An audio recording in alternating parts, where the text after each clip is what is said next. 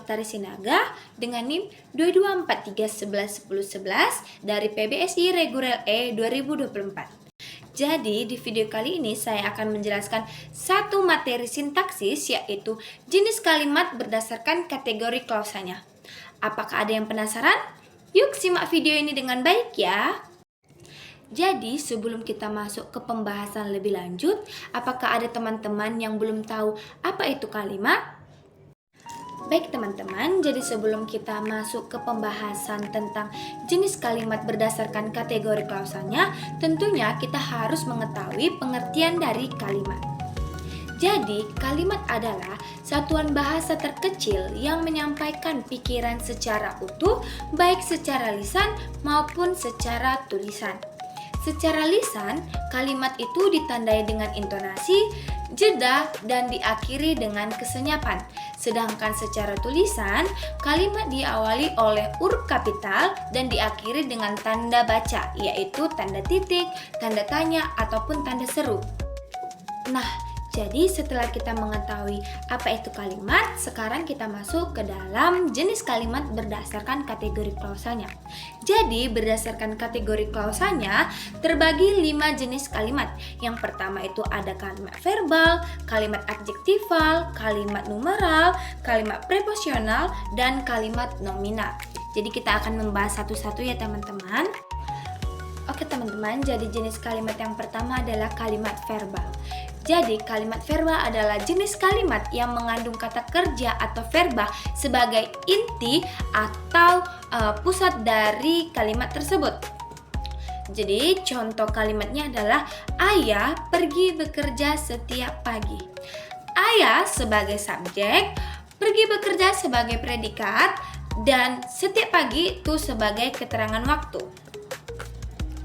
Kenapa kalimat ini bisa dikatakan sebagai kalimat verbal? Karena kalimat ini menggambarkan tindakan, yaitu pergi bekerja yang dilakukan oleh si subjek, yaitu ayah, pada waktu tertentu, yaitu setiap pagi. Selanjutnya ada kalimat adjektifal. Jadi kalimat adjektifal adalah kalimat yang menggunakan kata adjektiva atau kata sifat untuk menerangkan atau menjelaskan sifat, keadaan, atau kualitas suatu benda, orang, ataupun tempat. Jadi contoh kalimat adjektifal adalah rumah itu besar. Rumah itu sebagai subjek dan besar itu sebagai predikat.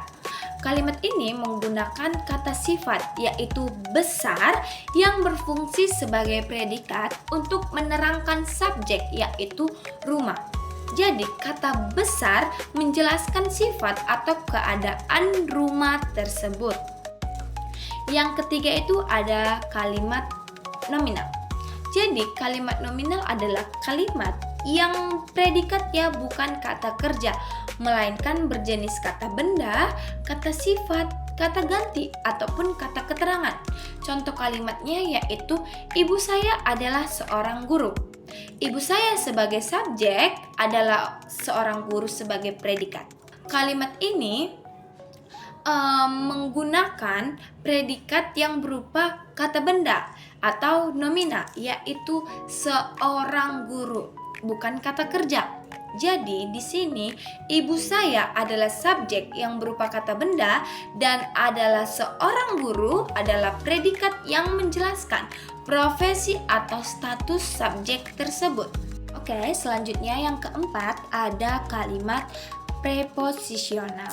Jadi, kalimat preposisional adalah kalimat yang di dalamnya terdapat frasa preposisional, yaitu frasa yang diawali oleh kata depan atau preposisi, seperti di, ke, dari, pada, untuk, dengan, tanpa, dan lain-lain.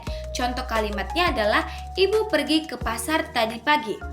Ibu sebagai subjek, pergi sebagai predikat, ke pasar tadi pagi sebagai keterangan. Terdapat frasa preposisi, yaitu ke. Jadi contoh tadi, ibu pergi ke pasar pagi tadi. Ke pasar merupakan frasa preposisional karena menunjukkan arah atau tujuan.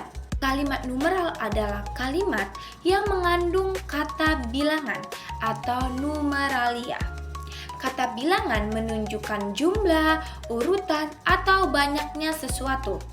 Kata bilangan ini bisa berupa bilangan pokok yaitu 1, 2, 3, bilangan tingkat yaitu pertama, kedua, atau bilangan tak tentu yaitu beberapa, banyak, dan sedikit. Contoh kalimat dari kalimat numeral ini adalah dia menjadi juara kedua dalam lomba tersebut. Dia sebagai subjek menjadi sebagai predikat, juara kedua sebagai objek dalam lomba tersebut sebagai keterangan. Terdapat kata kedua, yaitu sebagai kata bilangan tingkat yang menunjukkan urutan. Sekian penjelasan materi dari saya, semoga bermanfaat bagi teman-teman semuanya dan terima kasih sudah menonton serta memahami dengan baik video penjelasan dari saya. Terima kasih semuanya, bye-bye.